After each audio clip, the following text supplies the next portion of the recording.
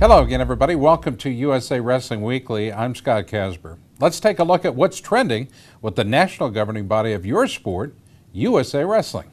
We start this week in Sofia, Bulgaria, the site of the 2013 FILA Junior World Championships. The world's top 17 to 20-year-old athletes will do their best to impress with the hopes of one day competing in the 2020 Olympic Games. These are the athletes the wrestling community is working so hard for, the ones whose Olympic dreams are on the line. USA Wrestling's Gary Abbott made the trip to Sofia with the U.S. Women's Junior World Team athletes and coaches who had been training at the U.S. Olympic Training Center. We go to Tuesday, August 13th. At dawn bright, 4 medals were up for grabs in Greco-Roman. That discipline, always tough. The Junior World Championships, even tougher. It had begun. Team USA's 132-pound Greco specialist Hayden Tuma started Team USA on the right foot. His offense was clicking early as he scored a decisive 10-3 tech fall over Norway's pal Erik Gundersen. We go to the second round. Tuma used 2 throws to score some early points, holding on to a slim margin, a 1-point victory over Kazakhstan's Dastan Uzkenbekov. Now we go to the quarters. Tuma fell behind early to Armenia's European junior champion. Tuma tied it up in the second period with a big 3-point throw, grabbing an additional back point to tie it up at 6-6. Would it be enough? Not so quick. The end of regulation was just moments away, and Aslan scored a quick takedown to win the bout 8-6. Tuma's tournament wasn't done, though. Aslan made it to the finals, pulling the American back into the repechage round. Hayden, always scrappy, was knocked out of medal contention after a hotly contested 4-0 loss to the tough Russian Artur Suleimanov. Tuma ended his run finishing in 8th.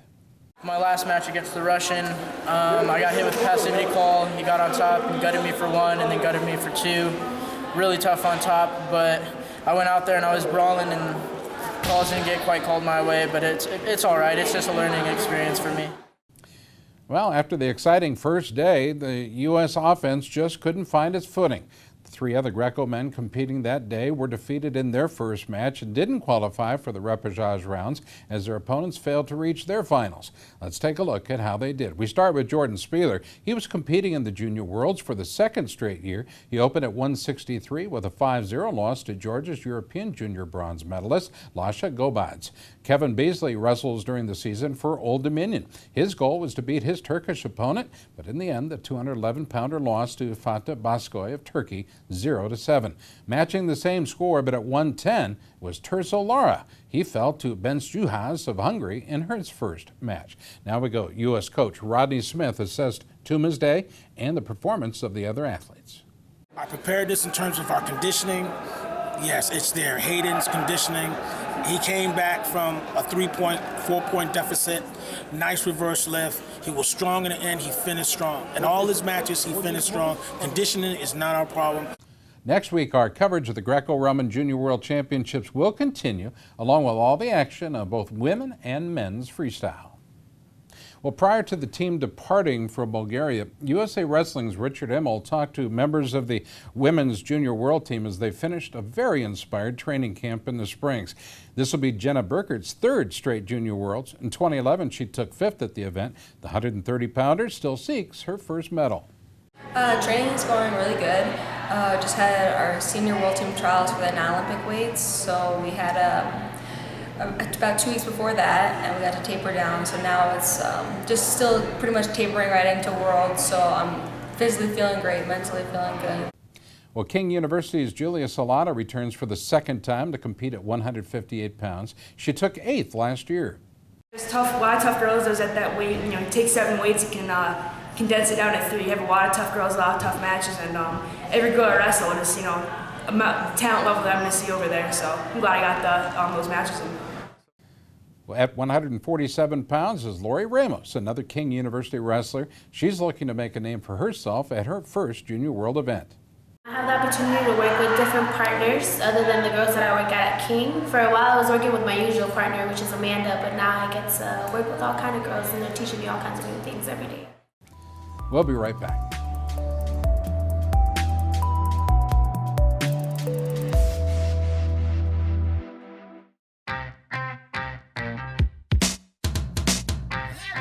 Asics has been there.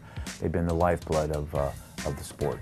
It's been a long time, and they've been at the top of the game every year, forever.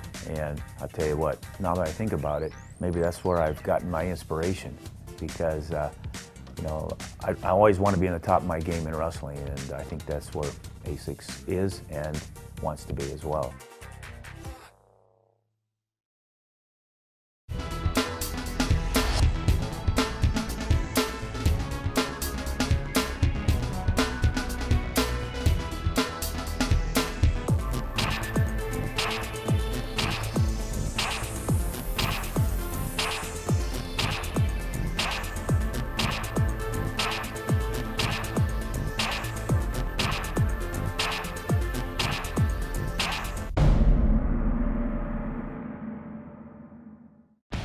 The 2013 World Team Trials for both juniors and seniors will be held June 20th through the 23rd in Stillwater, Oklahoma. This is your chance to see national champs, world medalists, Olympians all competing to see who will represent the U.S. at the World Championships in Budapest, Hungary, and the FILA Junior World Championships in Sofia, Bulgaria.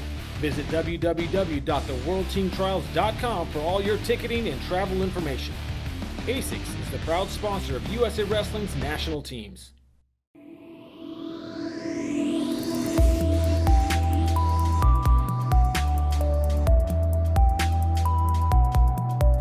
Well, this last weekend, U.S. senior men and women freestylers were in action at events in Spala, Poland. Although the American delegation wasn't large, U.S. athletes brought back a number of medals. We start with the Poland Open for women. America's 105-pound star, the 2012 world bronze medalist, Alyssa Lampe. Well, she won freestyle gold. Lampe has now won gold medals in 3 straight international events. Talk about a roll. How'd she do it? Well, she opened with wins over athletes from Italy, Kazakhstan, and Germany, not allowing a single point. We go to the semifinals. It was there that she scored an impressive 10-1 tech fall over fellow American Victoria Anthony. Lampe won the all-important gold medal round by injury default over Kazakhstan's Tadjan Amenzol. Victoria Anthony, well, she wasn't done with her tournament. She rebounded from the loss to Lampe with an 8-0 tech fall win in the bronze medal round. It was over Felice Silvia of Italy. Anthony will be competing for the U.S. at the World Championships at 112 pounds. Well, the U.S. men's freestylers had strong performances of their own in Poland. They scored 4 bronze medals at the Zukowski International. 2 of the bronze medals went home with members from the 2013 U.S. Freestyle World Team, including 211-pound J.D. Bergman and the always affable 264-pound big guy, Tervel Delegnev. We'll talk about Bergman first. His match ended in a 3-2 loss. The first bout, by the way, to Ukraine's Pavlo Olyank. The loss seemed to get JD's attention as he went on to win 3 straight to collect a medal. Turkey's Ibrahim Bulukbasi fell to Bergman in the bronze medal round 4-0. It was then Delagnev's turn. He opened with a pair of wins. He defeated Mikhailo Dysenko of Ukraine 8-3 and followed with an important 8-7 victory over Russia's Olympic champion Kazmirad Gatsalov. Delagnev lost 2-5 in the semifinals to the eventual champion Magmedov of Azerbaijan. In the hunt for the bronze, Tervel came back strong. A tech fall win was what the American needed, and that's what he got when he defeated Lubian Liliev of Bulgaria 7-0. Over the past several years, Delagnev has been able to string together a series of great performances, including a 2009 world bronze medal finish, 5th place finishes at both the London Olympic Games and the 2011 World Championships. Here's an interesting fact. The U.S. had a pair of bronze medalists at 185, and both were college stars for the Oklahoma State Cowboys. Who are they? Well, they're going to be Clayton Foster and Chris Perry. Foster lost in the second round but came back strong in the repechage, scoring an 8-0 tech fall over Puerto Rico's 2012 Olympic silver medalist Jaime Espinal. In Foster's final bout, he scored an 8-0 tech fall over the Latvian Zerbailis to secure the bronze medal of his own. Perry opened up with 2 wins over Poland and Moldova before losing to eventual champion Kotsiev of Azerbaijan. After beating Belitsi of Turkey in the repechage round, Perry defeated the Azerbaijani 3-2 for the bronze. Next, we go to Medellin, Colombia. The U.S. had a great weekend there at the Cadet Pan American Championships, winning the team title in not 1, not 2, but all 3 Olympic styles. The Greco men started the medal haul for the U.S. with 7 champions stepping to the top of the box. The U.S. took first, Venezuela second, and Colombia third. Cadet Nationals double champion Dayton Fix of Oklahoma won at 110. He was followed by Mason Manville of New Jersey at 152. Oklahoma's Caden Gefeller turned in a golden performance at 92. 101-pounder Paul Bianchi of Wisconsin joined Oklahoma's 119-pound Cade Brock with inspired performances. And wrapping up the Greco gold medal grab for Team USA was Robert Stevenson of Nevada at 187 and Christian Jenko of New Jersey at 220. 4 individual champions led the way for the U.S. Cadet women's team. The Doi twins from California both grabbed gold, Marina at 83 and Regina at 88. They were followed by both Indiana's Kayla Miracle at 123 and Alabama's Hannah Gladden at 143 pounds. Now the U.S. men's freestylers came out on top, winning as well 7 individual golds. Can you believe it? Winning double titles for the week in 2 disciplines. Phenoms Dayton Fix, Cade Brock, Mason Manville, Robert Stevenson, and Christian Jenko. 127-pound Nick Lee of Indiana and 167-pound Brooks Robinson of Utah also grabbed freestyle championships. All in all, this is one of the best weekends ever for a U.S. team. News about our U.S. senior men and women when we continue. This is USA Wrestling Weekly.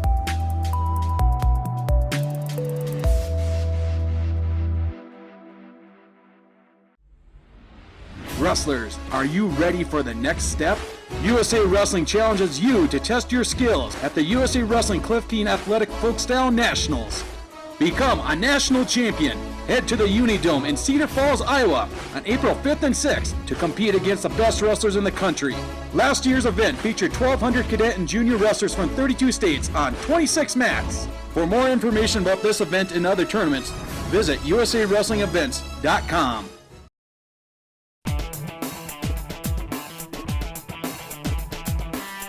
Each season, Liberty Mutual's Responsible Sports Community Grant Program awards $65,000 to youth sports organizations and school sports programs that demonstrate their commitment to responsibility in youth sports. Your organization could be one of our 20 winners this season.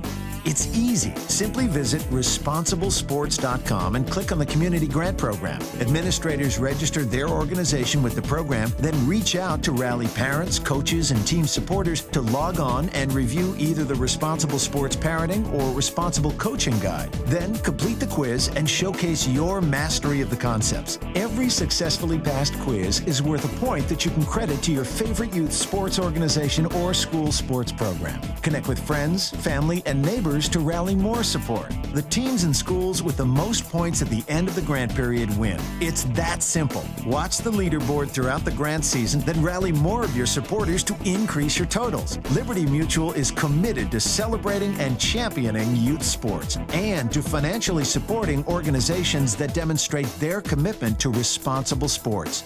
Join the movement and start earning points toward your community grant.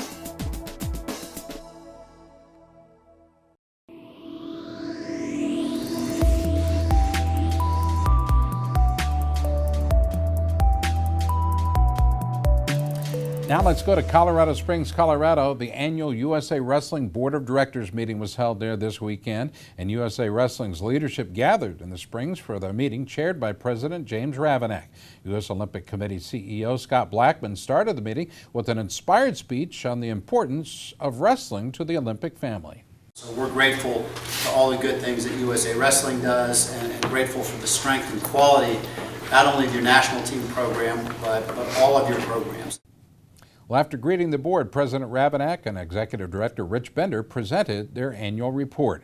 And as you might guess, there was a healthy discussion about the Keep Olympic Wrestling effort with updated information from Rich Bender and USA Wrestling Director of Communications, Gary Abbott. Initially, our reaction, or everyone's reaction, was the same, one of anger, disbelief. How could this happen? Somebody's got to be to blame. And I think the thing that I'm most proud about the response that our sports had is that we took a deep breath and we realized that this is opportunity. First of all, Kapow is USA Wrestling. Make no mistake about that. It's an ad hoc committee assigned by our president, filled with USA Wrestling members and supporters. You are Kapow. And the reason we're successful is because of this organization, because of the sport. Treasurer Van Stokes presented the new fiscal year budget to the board, which includes $10.5 million in revenue and was approved after a short discussion with members. Greg Strobel, who chaired the ad hoc committee on the board restructuring, presented the final proposal on the topic after 5 years of work on the project. The board approved a new board size of 35 members and an executive committee of 13. A new committee structure was approved just a year ago.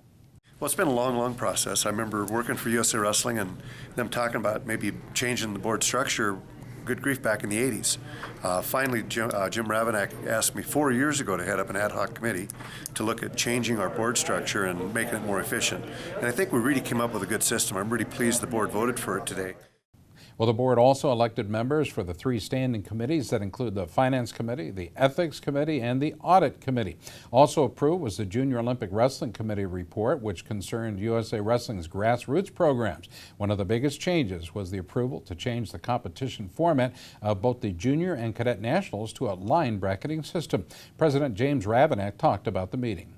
I think that the achievement was, the full board pulled together, with going forward with the Save Olympic Wrestling, preservation, with the preservation committees going forward. Also that we have full board support, going forward where we need to be as far as our financial needs and where we need to be in the following year. Held alongside the board meeting each year is the annual State Leaders Conference. It's an important event for sure. It brings leaders from USA Wrestling state associations together for seminars and planned meetings. This is where leaders come together to learn new things, share best practices, and make key decisions about wrestling events for USA Wrestling. Dwayne Morgan of California chairs the Junior Olympic Wrestling Committee, which oversees the activities of youth wrestling at all levels. He shared his thoughts about this year's conference. Well, the state leaders, of course, are the people that are going to take it back to the states and put the message of USA Wrestling, the value of USA Wrestling, to their parent volunteers, to their coaches, who are going to dictate and guide the kids where they need to be through USA Wrestling. Exchanging ideas here, getting good ideas is what the purpose here is. Louis Rossbottom of Indiana is the chair of the Kids Cadet Council and also state chair for Indiana. When you're in the gym, your focus is in a different direction. Here we get a chance to back away, take a step back, take a look at the big picture, make decisions that make sense for not only just now, but in the future. And I think we can do that by sharing those ideas with one another in all these meetings. Well, one of the big news items to come from this year's meeting was the decision from the State Chairman's Council to select the late Jeff Blatnick of New York as the USA Wrestling State Chairperson of the Year. Blatnick became an international hero, winning one Olympic gold in Greco at the '96 Olympic Games in Los Angeles after overcoming cancer. Now, many people may not know that Blatnick gave back to the sport in every possible way, including as state chairman of New York. He sadly passed away just days after New York USA Wrestling had its annual planned meeting this year. Bill Crum and Rick Gumbel served as co-chairs after Blatnick's tragic death. Crum told us why this award means so much to those who knew and loved Jeff. As some people know, when the year began, Jeff was the state chairman in New York. He had taken over a state that had gone through a lot of chaos over the last couple of years. He did a terrific job of taking some very diverse people and putting them together and developing a spirit of cooperation in terms of developing wrestling in the state of New York. Well, the series of Google Hangouts featuring wrestling athletes and leaders continued last week with Olympic Greco-Roman champ Rutland Gardner and USA Wrestling Executive Director Rich Bender, along with some other very special guests. Gardner, the 2000 Olympic Greco-Roman champ who beat the legendary Alexander Karelin of Russia, talked with wrestling fans. I still love to get in and roll around a little bit, but it's kind of like time to have a career, but I still have an itch for it. I don't know if I'll be back on the mat, but I look forward to the opportunity to go out and train and be part of the team and just hopefully see these young athletes and see them achieve. USA Wrestling's Executive Director Rich Bender gave his thoughts about the Keep Olympic Wrestling effort. I think we'd all stand up and cheer when I say we got rid of that ball pull or ball drop, and so I think those changes at the highest level have been incredibly significant. I think the International Olympic Committee's paying attention to that, and I think it will bode well for us here in a month. Two of the special guests were members of the 2013 U.S. Junior World Wrestling teams, including Julia Salata of King University, who's going to her second Junior World Championships. She was proud to take part in the conversation. I train hard, every day with the goal in mind of being an Olympic champion. And especially, especially girls at my age group, we always kind of looked at that 2016 Olympic year. That's where we're going to be in our peak performance, peak age. So, it's big to have wrestling come back for 2020 because that's the year that I'm looking to, go compete, win a medal at. High school star Hayden Tuma, who just wrapped up competition at the Junior World Greco-Roman Championships, was also a part of this hangout. It's pretty amazing to just meet these other people from different states and share the same passion of wrestling that we all have together. And I feel like that's what makes us so close, is that we're all driven to one goal, and that's to be Olympic gold medalists one day and world champions. Well, wrestling is the only Olympic sport in the world to hold weekly Google Hangouts. The Hangouts are scheduled for every Thursday afternoon. This week it's Daniel Agali, an Olympic freestyle champ for Canada and the president of the Nigeria Wrestling Federation. Special guest, you bet there will be. Check it out. We'll be right back.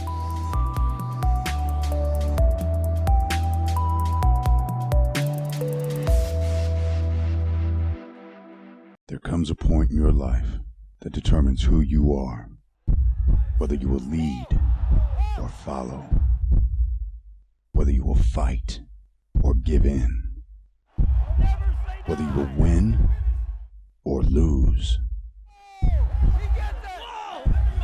and what you will count as your victory.